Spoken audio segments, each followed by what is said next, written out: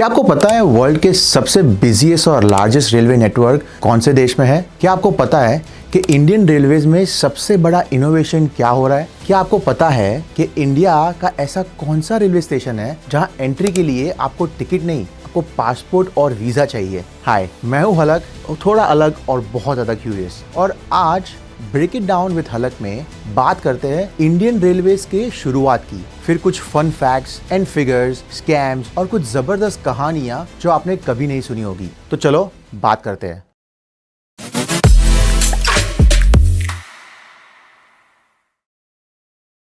ज्यादातर लोग तुरंत बोल देते हैं जब आप सुनते हैं सबसे लार्जेस्ट नेटवर्क इंडिया, लेकिन सच थोड़ा अलग है। दुनिया का सबसे बड़ा railway network USA, the United states of America का लगभग 2.5 लाख किलोमीटर्स का रेलवे नेटवर्क है। वहां ट्रेन ज्यादातर गुड्स कैरी करने के लिए चलती है। सेकेंड नंबर पे आता है चाइना, जहां ट्रेन शहरों को इतनी तेजी से जोड़ती है कि दिल्ली से जयपुर तक का सफर आप आधे टाइम में ही खत्म कर दोगे। तीसरे नंबर पे आता है रशिया और फिर एंट्री होती है इंडिया की एट नंबर 4, जो दुनिया का 4th लार्जेस्ट रेलवे नेटवर्क है। लेकिन एक बात है जो इंडिया को इन सबसे अलग बना देती है, इंडिया में ट्रेन लोगों के लिए चलती है। रोज 2 करोड़ से भी ज्यादा लोग ट्रेन पकड़ते हैं, कोई नौकरी के लिए, कोई पढ़ाई के लिए, कोई इलाज के लिए, कोई घर जाने के लिए, और सारे देश को रोज चलाने का काम इंडियन रेलवेज करता है। इसलिए डिस्टेंस में शायद हम 4th पोजीशन पे है, लेकिन जिंदगी चलाने में हम नंबर 1 पे है। इस विंटर के मौसम में, कड़कती ठंड में, जब आप सुबह सुबह चाय के मजे ले रहे हो, कोई बिहार में मजदूर काम के लिए निकलता है, यूपी में कोई स्टूडेंट एग्जाम देने जा रहा है, बेंगलोर में कोई फैमिली शादी के लिए ट्रैवल कर रही है, ऐसे ही मुंबई में, गुजरात में किसी ना किसी वजह से लोग ट्रेन का यूज करते हैं। सब एक ही चीज पे डिपेंड कर रहे हैं, इंडियन रेलवेज। हर दिन लगभग 7,000 से ज्यादा ट्रेन चलती है, जिसमें 2 करोड़ से भी ज्यादा लोग ट्रैवल करते हैं। ये सिर्फ एक नंबर नहीं है, ये एक मूवमेंट है, इकोनॉमी का बैकबोन है, हर घर की कहानी का पार्ट है। इस इंडिया के स्पाइन की कहानी शुरू होती है 1853 में। मुंबई से थाने तक सिर्फ 34 किलोमीटर्स की ट्रैक बनाई जाती है, जिसके ऊपर ट्रेन चलती है। और किसी ने सोचा भी नहीं था 170 साल के बाद ये नेटवर्क 68,000 प्लस किलोमीटर्स तक एक्सपैंड हो जाएगा, और इसमें 13,000 स्टेशन, जिसमें 12.5 लाख लोग सिर्फ इसको चलाने के लिए काम करेंगे। रेलवेज ने सिर्फ डिस्टेंस नहीं जोड़े, रेलवे ने इमोशंस, अपॉर्चुनिटीज, एस्पिरेशंस को जोड़ा। और इस सिस्टम का एक बहुत ही इंटरेस्टिंग और हिस्टोरिकल कनेक्शन है, जिसका नाम आपने सुना होगा, father of our nation, Mahatma Gandhi. Gandhi ji का रेलवे से रिश्ता सिर्फ ट्रैवल का नहीं था, उसमें दर्द, डिस्क्रिमिनेशन, फ्रीडम मूवमेंट, इंट्रोस्पेक्शन, सब कुछ था। 1893 में साउथ अफ्रीका के पीटरमार्टिसबर्ग स्टेशन पर उनको फर्स्ट क्लास कोच से बाहर फेंक दिया गया था, वो भी सिर्फ इसी वजह से क्योंकि वो इंडियन थे। ये एक बहुत ही खराब डिस्क्रिमिनेशन मूवमेंट था, लेकिन वही मूवमेंट गांधी जी को एक चीज सिखा गया कि ये सिस्टम किस तरह से लोगों को ट्रीट करता है। और फिर जब गांधी जी इंडिया आए तो उन्होंने पूरे देश का सफर ट्रेन से किया, मोस्टली 3rd क्लास में। उन्होंने एक बुक भी लिखी है, 3rd class in Indian railways, जो बताती है उस टाइम के खराब कंडीशंस, ओवरक्राउडिंग, डर्ट, डिस्कम्फर्ट। और रेलवे ने गांधी जी को सिर्फ जमीन से नहीं, लोगों से भी मिला दिया। और ये रेलवेज गांधी जी के प्रिंसिपल्स को भी याद रखता है। जैसे कुछ ट्रेन का नाम गांधी जी की फिलोसॉफीज पर दिया गया है, Sarvodaya express, Satyagraha express, Swaraj express, Chaura Chauri express, Sevagram express, August Kranti, Rajdhani, सब गांधी जी के विचारों को याद रखने के लिए। और जब गांधी जी शहीद हुए, उनकी राख को भी 3rd क्लास कोच से इलाहाबाद के लिए लाया गया। ये सिंपल चीज नहीं है, ये एक सिंबॉलिक चीज है। गांधी जी ने एक बार कहा था, रेलवेज को अपनी प्रॉपर्टी समझ के ट्रीट करो, क्लीन रखो, डिसरिस्पेक्ट मत करो। और मैं मानता हूँ ये एक सिंपल लाइन है, पर एक पब्लिक माइंडसेट भी बिल्ड करती है। लेकिन गांधी जी के विचारों के बीच जब सिस्टम इतना ह्यूज होता है तो सिर्फ बड़ी बड़ी बातें नहीं चलती, रियलिटी उसकी कभी कभी कुछ अलग ही होती है। चलो एक क्रेजी फैक्ट बताता हूँ जो शायद बहुत कम लोग जानते होंगे। आप जब भी ट्रेन में ट्रैवल करते हो, पासपोर्ट या वीजा की जरूरत नहीं होती है, बस एक टिकट चाहिए होती है। लेकिन एक रेलवे स्टेशन ऐसा भी था जहाँ पासपोर्ट और वीजा दोनों मैंडेटरी थे स्टेशन में एंट्री करने के लिए। ये स्टेशन था अटारी रेलवे स्टेशन, जो अमृतसर डिस्ट्रिक्ट पंजाब में इंडिया पाकिस्तान बॉर्डर के बिल्कुल पास था। ये स्टेशन सिर्फ एक नॉर्मल स्टेशन नहीं था, यहाँ समझौता एक्सप्रेस चलती थी। दिल्ली से लाहौर तक तक पाकिस्तान के लिए चलने वाली ट्रेन जो फैमिलीज को कनेक्ट करती थी, लोगों को बिजनेस और यात्राओं के लिए जोड़ने का एक सिंबल थी। लेकिन क्योंकि ये क्रॉस बॉर्डर रेलवे सर्विस थी, इंडियन सिटीजन्स को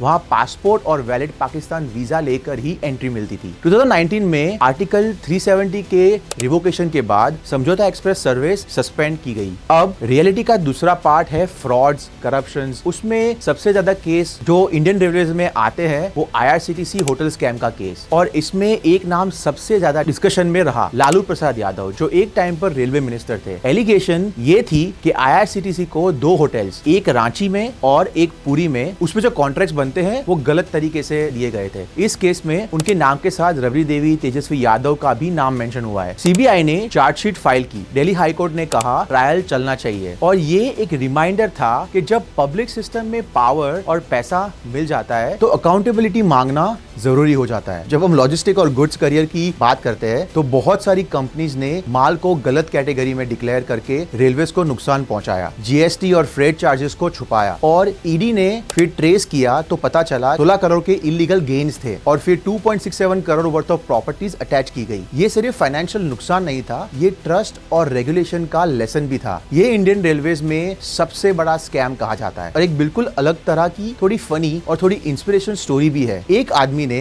मथुरा स्टेशन पर 20 रुपए ज्यादा टिकट चार्ज होने का केस कर दिया। लोग सोचते हैं 20 रुपए का केस क्या होगा, पर उस आदमी ने फिर भी लड़ाई की और 22 साल बाद वो जीत गया। रेलवे सिस्टम में ऐसे छोटे बड़े किस्से होते रहते हैं, एक्सीडेंट्स भी हुए और बहुत लोगों की जान भी गई, पर इंडियन रेलवेज कभी नहीं रुकी। स्टीम से डीजल, डीजल से इलेक्ट्रिक, इंडियन रेलवेज हमेशा इनोवेट करता रहता है। Computerize reservations, electrification, system safety कभी परफेक्ट नहीं हुए, पर नई नई टेक्नोलॉजी आती रहती है। और अब जब दुनिया क्लाइमेट चेंज और सस्टेनेबिलिटी की तरफ देख रही है, इंडिया ने एक और बड़ा स्टेप लिया है, हाइड्रोजन पावर्ड ट्रेन। ये पानी से चलने वाली ट्रेन, सिर्फ पानी, zero CO2 emissions, zero pollution, बस वाटर वेपर। और ये सिर्फ आइडिया नहीं, इंडिया ने इसको रियलिटी बनाया है। नॉर्दर्न रेलवेज ने इसको पायलट बेसिस पर लॉन्च किया था दिसंबर में। ट्रेन फाइनल कमीशन फेज में है, और लेटेस्ट न्यूज से पता चलता है कि ये पायलट ट्रेन हरियाणा के जिंद सोनीपत राउट पर चलने वाली है। ये ट्रेन 10 कोचेस का कॉन्फ़िगरेशन है, 2 पावर कार्स और 8 passenger coaches. Total power output है 2400 किलोवाट्स, और ये क्लेम किया जा रहा है कि ये वर्ल्ड का सबसे पावरफुल और longest hydrogen train broad gauge platform पर है। अब बात आती है फ्यूल की। हमारे यहाँ डीजल राउट्स है और इलेक्ट्रिफिकेशन 99% हो चुकी है, लेकिन हाइड्रोजन का आइडिया अलग है। हरियाणा के जिंद में एक ग्रीन हाइड्रोजन प्लांट बनाया गया है, जहां हाइड्रोजन वाटर से इलेक्ट्रोलिसिस प्रोसेस के थ्रू प्रोड्यूस हो रहा है। प्लांट की कैपेसिटी 3 टन हाइड्रोजन स्टोरेज तक है, जिससे ट्रेन फ्यूल करेंगे। ये सिस्टम एक इको फ्रेंडली एक्सपेरिमेंट नहीं है, ये प्रैक्टिकल पायलट राउंड है, जिससे नॉर्दर्न रेलवेज और RDSO मिलके टेस्ट कर रहे हैं, जिसमें ऑसिलेशन टेस्ट, इमरजेंसी ब्रेकिंग के टेस्ट चल रहे हैं, और अप्रूवल्स के लिए ये जा रहा है। और ये सिर्फ ट्रायल तक ही रिस्ट्रिक्टेड नहीं है। रेलवे मिनिस्टर अश्विनी वैष्णव ने मीडिया को कहा, जब ये ट्रायल्स और सेफ्टी अप्रूवल्स कंप्लीट हो जाएंगे तो ये ट्रेन कमर्शियल सर्विस के लिए भी लॉन्च होगी, मतलब आम पैसेंजर्स भी इस ट्रेन पर ट्रैवल कर पाएंगे। और जब ट्रेन ऑफिशियल चलने लगेगी, इंडिया उन कंट्रीज की एलीट लिस्ट में शामिल हो जाएगा जहां हाइड्रोजन ट्रेन कमर्शियल सर्विस में यूज की जाती है, जैसे जर्मनी, स्वीडन, जापान, चाइना। अब प्रैक्टिकल बात, ये ट्रेन स्पीड पर भी कॉम्प्रोमाइज नहीं करती। रिपोर्ट्स के हिसाब से ट्रेन अप्रोक्सीमेटली 110 km/h तक की स्पीड से चल सकती है, और हाइड्रोजन 360 किलोग्राम प्रोड्यूस करने वाली अप्रोक्सीमेटली 180 किलोमीटर का डिस्टेंस ट्रैवल कर सकती है। और मॉडर्न अम्यूनिटीज भी इसमें शामिल होंगी, जिसमें AC, फैन, लाइट्स, जिससे ये ट्रेन डीजल ट्रेन के मुकाबले इको फ्रेंडली और यार दोस्त एक्सपीरियंस दे सकती है। ये सिर्फ एक पायलट स्टेप नहीं है, ये रोड मैप है फ्यूचर मोबिलिटी का। इंडिया नेट जीरो गोल्स की तरफ देख रहा है, और हाइड्रोजन रेल टेक्नोलॉजी एक बड़ा सोल्यूशन दे सकता है नॉन इलेक्ट्रिफाइड राउट्स पर जीरो एमिशन ट्रैवल के लिए। और ये टेक्नोलॉजी के पीछे सिर्फ इंजन की बात नहीं, ये लोकल इकोसिस्टम्स और जॉब्स को भी इंपैक्ट करेगी। Hydrogen plants, maintenance hubs, safety protocols, सब नए स्किल्स डिमांड करेंगे। सोचो, रेलवेज जिसने गांधी जी की पूरी जिंदगी की यात्रा में उनका साथ दिया, जिसने आम आदमी का 20 रुपए का केस जितवाया, जिसने इंडिया के लॉजिस्टिक्स और मोबिलिटी का बैकबोन बनाया, वो ट्रेन का पहला ट्रायल चलने जा रहा है। हाइड्रोजन ट्रेन भारत के एवोल्यूशन का नेक्स्ट चैप्टर है। मैं हूं हलक, और अगर आपको ये लगता है कि हेडलाइन से ज्यादा इंपॉर्टेंट होता है कॉन्टेक्स्ट, ओपिनियन से पहले फैक्ट्स होते हैं समझने के लिए, तो इस वीडियो को एक लाइक जरूर करना। एल्गोरिथम्स के लिए नहीं, बस ताकि इस तरह के कंटेंट को ज्यादा से ज्यादा लोग देख पाए। और अगर आप हर चीज को ऊपर ऊपर से नहीं, अंदर तक जाकर समझना चाहते हो, तो ये चैनल को सब्सक्राइब कीजिए, लाइक करना और कमेंट में लिखना आपको